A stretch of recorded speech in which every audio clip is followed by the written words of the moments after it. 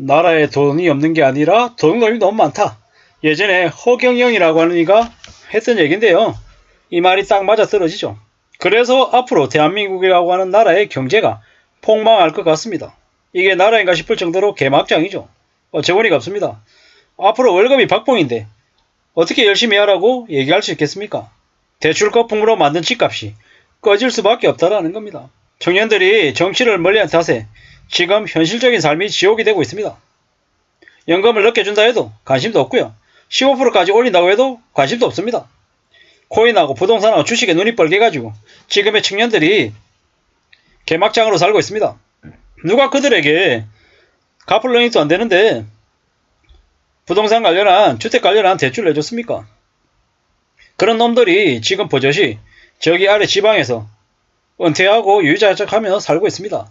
또 한 놈은 저기서 있잖아요. 소맥 말아가지고 매일 술 처먹고 다니고 출퇴근한다 그러고 지각하고 이런 개막장 짓을 벌이고 있습니다. 자기 꼬붕은요. 맨날 저 안경 쓰고 이빠른 소리하고 말장난하고 뭐야 개소리 개수작 부리면서 떠들고 다니고 있고요. 이게 무슨 나라인가 싶은 거죠. 앞으로 돈 있어도요. 정말 조심하며 살아야 되고 정말 나은 자세를 지내야 됩니다. 우리가 월급 200만원 받는 게 우스워 보이잖아요. 돈 버는 게 쉬운 것 같잖아요. 절대 그렇지 않습니다. 현실은 정말 어렵습니다. 사기당하면요. 인생 끝장납니다. 그러므로 정말 조심해서 지내야 됩니다. 안전하게 살아야 됩니다. 사상 최악의 경제 상황인데 나라의 돈놈들이 창궐하고 있는데 보통 사람들은요. 호덕이며 살고 있습니다. 지금 카드론 사용이 한계에 왔다고 하죠. 연체가 몇 조가 된다고 합니다. 연체 증가 속도가 너무 빠릅니다. 이게 엉망이죠. 카드 연체가 너무 심하고요. 인터넷 은행, 카카오뱅크 이런 데서도 20대들의 연체가 상상을 초월한답니다. 누가 그들에게 그렇게 무분별하게 대출을 해줬습니까? 참 어처구니가 없죠. 앞으로 더 무서운 일들이 계속 벌어질 겁니다. 이게 뭔가 싶은 거죠. 우리가 경제력이 없으면요. 금세 무너집니다. 화목한 가정 이런 게 돈이 없이는 이루어질 수 없는 거다라는 거죠. 무서운 세상에 살고 있죠. 두려움과 공포와 겁내는 게 필요합니다. 그런 게 있어야 세상을 쉽게 생각 안 하고 나은 자세로 지낸다라는 거죠. 허파에 바람이 들어서 살면요. 그냥 지가 잘난 줄 알고 함부로 깝치면서 다닙니다. 근데요. 그랬다가 인생이 순식간에 망합니다. 투기했다가 인생 망친 이들이 너무 많다라는 거죠. 나라가 전체 사기꾼인데 뭐 한국은행이 기준금리 인하해가지고 다시 부동산이 다시 살아날 거다라고 얘기하는데 개소리입니다. 개소리. 개수작입니다. 부동산 다시 올라가고 주식 다시 올라가고 경제가 금방 V자 반등할 것처럼 얘기하는데 믿으면 안 됩니다. 절대로 그렇지 않다라는 겁니다. 앞으로요. 더 충격적인 일들이 계속 벌어질 겁니다. 뭔가 이루는 게 정말 쉽지 않다라는 겁니다. 참 힘들고 어렵다라는 거죠. 착실하게 살아야 되는데 안전하게 지내야 되는데 그러게끔 놔두지 않는 것 같습니다. 참 무서운 시대를 우리는 살고 있습니다. 어떻게든 잘 살아낼 국리를 내야 됩니다. 지금부터 착실하게 지내야 된다는 거죠. 가족의 삶을 지키기 위해서 소비욕도 줄이고 무난하게 지낼 각오해야 됩니다. 자본주의 사회에서 소비 안 하면요. 그럭저럭 살 수 있습니다. 도서관에 책 빌리고요. 공원에 산책하고 이래저래 뭐 돈 안 쓰고도 누릴 수 있는 문화적인 부분들도 적지 않습니다. 그런 것들을 좀 잘 찾아보고 지내도 괜찮다라는 겁니다. 뭐 남들하고 비슷하게 남들처럼 호캉스 즐기고 해외여행 가고 뭐 그러지 않아도 된다라는 거죠. 우리가 삶을 잘 살기 위해서 애써야 됩니다. 좀 착실하게 지낼 각오도 해야 됩니다. 절대로 쉽지 않은 겁니다. 우리가 어떻게 하다 보니까 이만큼 와버렸습니다. 앞으로 어떻게 되겠습니까? 삶이 어떻게 흘러갈지 모릅니다.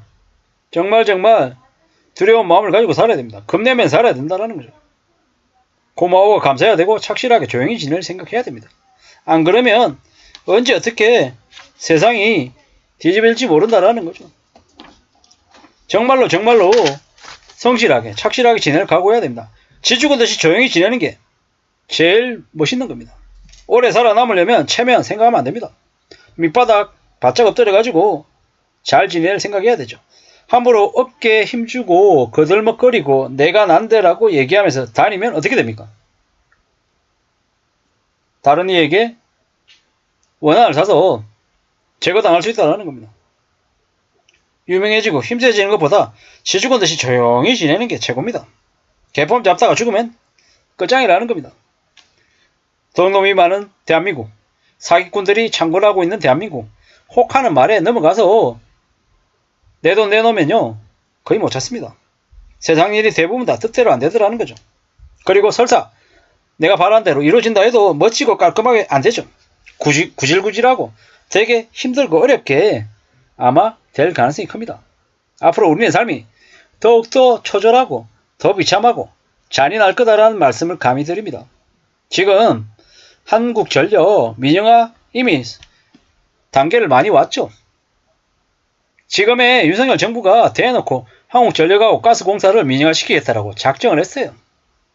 그래서 저러고 있는 거예요. 나중에 국가신용등급 하락하면 뭐 하겠습니까? 철도 팔아먹고요. 가스공사 팔아먹고 한국전력 팔아먹습니다. 누구한테요? 대기업 재벌가 족벌가들에게요. 그래놓고 한 자리씩 다 받겠죠. 관료들은요.